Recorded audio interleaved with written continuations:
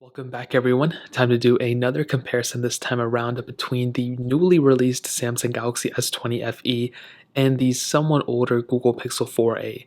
The Galaxy S20 FE is, that newer phone that Samsung has just made, and I actually do like it. I think it's a pretty good phone overall. I think, it's for the price, it's $699. I paid a little bit over $700 for this device, and I think, for the most part, like it's a good phone.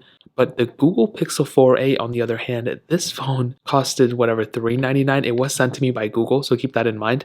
But these opinions are still my own. And with the Google Pixel 4a, you're getting a pretty much, not as the same exact phone, but you're getting a majority of the features that you're getting on a Galaxy S20 FE on a Pixel 4a at a price tag at $399, which I think is a really good price to pay for this specific phone. Now, side by side, you can see there's already some pretty big differences. You can see the Pixel 4a is substantially smaller than the S20 FE. The S20 FE has a 6.5-inch display. The Pixel 4a has a 5.81-inch display, and even looking on the front, you can see they both have hole punch displays.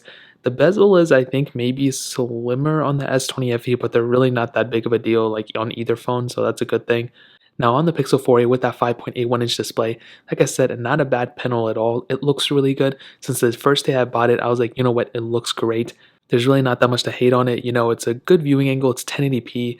And like I said, I mean, as long as it didn't have a crazy amount of bezel and didn't have a home button, it's pretty hard to mess it up if I'm being honest. And for a phone that's brand new that costs as much as this, and I think that was a pretty impressive thing to do. And I think I said this thing cost $399. This thing actually cost $349. So I may have to correct that on the screen or put it in the description, but this thing cost $349. Now on the Samsung Galaxy S20 FE, on the other hand, this thing, like I stated before, has that 6.5-inch display, and it's also a 1080p display as well.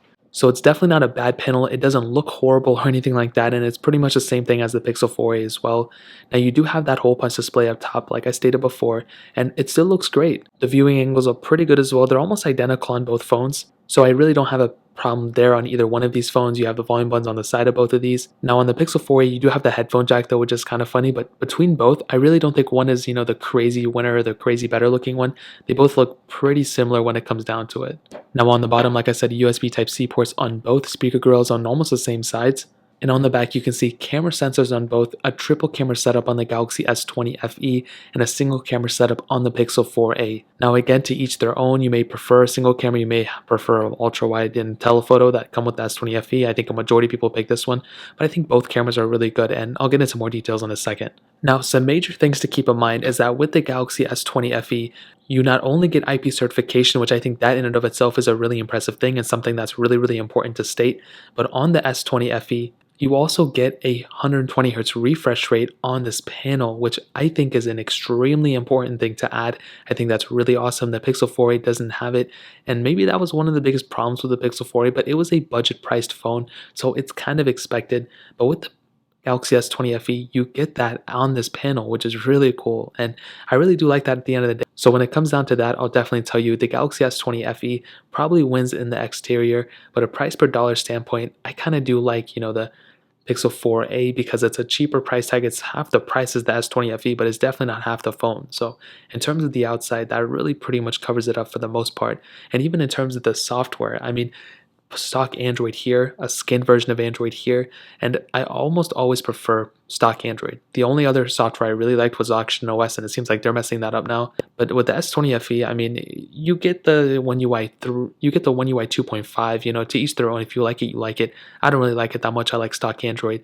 But on top of that, something that's really impressive to state is that Samsung actually improved their software lifecycle, and they promised 3 years of update on this phone as well. So I think that's going to be a really cool thing that's going to happen in the future. We're not going to see the effects now, but next year, the year after, and the year after, we're going to be getting kind of the same amount of software versions on both phones.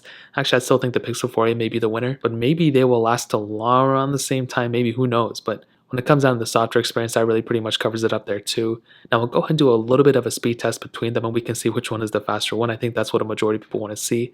Now the Pixel 4a has that Qualcomm Snapdragon 730G chipset, an octa-core CPU, an Adreno 618 GPU, and 6 gigs of RAM on the one model that's supported. With the Samsung Galaxy S20 FE has that the brand new Qualcomm Snapdragon processor, the octa-core CPU, and 6 gigs of RAM on the base model, and then 8 gigs of RAM on that top tier model. So let's go and see which one is the faster one between both of these. Okay, let's go and see which one is the faster one, but let me go and clear out on all the apps in the background real quick. Let's go and load up the Play Store. 3, 2, 1. Okay, definitely. I think the Samsung Galaxy S20 FE was the faster one there. Let's do phone calls, and about the same there. Maybe the Pixel 4a was a little bit slower. Messages, and about the same there too. Camera, 3, 2, 1.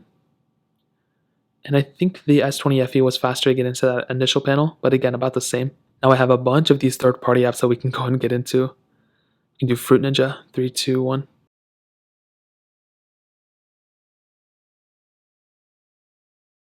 And the S20 FE was the faster one, followed by the Pixel 4a, and that was a pretty big difference right there. I wasn't expecting to see that big of a difference already, but that was pretty impressive. Netflix, 3, 2, 1. Now this one may be a little weird on here because it's like a pre-built app. I guess it was the same. The Pixel 4a was definitely the faster one there though. You can do Temple Run 2, 3, 2, 1. Hopefully there's no issues here because sometimes there are.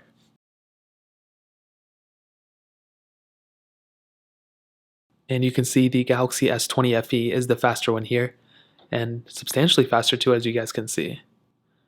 And the Pixel 4a, eventually gets into it. Definitely faster on the S20 FE though. Just going through the speeds, let's go and see. And I think here too, the S20 FE is probably going to be the faster one, but this is a pretty basic game, so it's not going to be that big of a difference between them. You can do Instagram, 3, 2, 1. And definitely the S20 FE was the faster one there too. You can do Snake versus Blocks, 3, 2, 1. I think actually the Pixel 4a was the faster one, getting into some speed of the game. And it's not a crazy intensive game, but it does stutter sometimes on these phones. But as you can see, both of these do a pretty good job of handling it. You can do Thank You, 3, 2, 1. And definitely the S20 FE was the faster one, followed by the Pixel 4a. And we can go and end it off with the Road Racing 3, 3, 2, 1. Hopefully I don't have to download on either one of these. And I do have to download it on here, so I guess we'll just scrap this one. But I guess we could go ahead and try to do the original Temple Run, 3, 2, 1. It may mess up on me though, because it happens all the time. And I was in a game here, and I wasn't in a game here, but still, even that initial loading speed was still faster on the Galaxy S20 FE. So I think to kind of sum it up, the S20 FE is probably the faster device between all these, between both of these at least, and I'll definitely, say that confidently. So that pretty much covers up the performance comparison. Now let's go and hit on the cameras.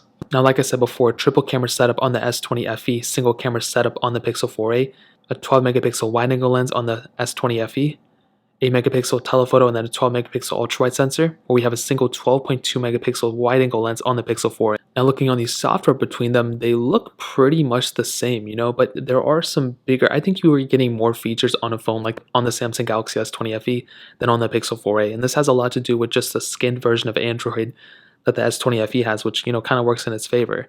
Now you have similar things, you have single take, you have portrait mode, you have video, but in this more panel, you can see some of the bigger differences here. Look how many more capabilities you have on the S20 FE than on the Pixel 4a. And we're not even talking about the camera quality or anything. We're literally just talking about features.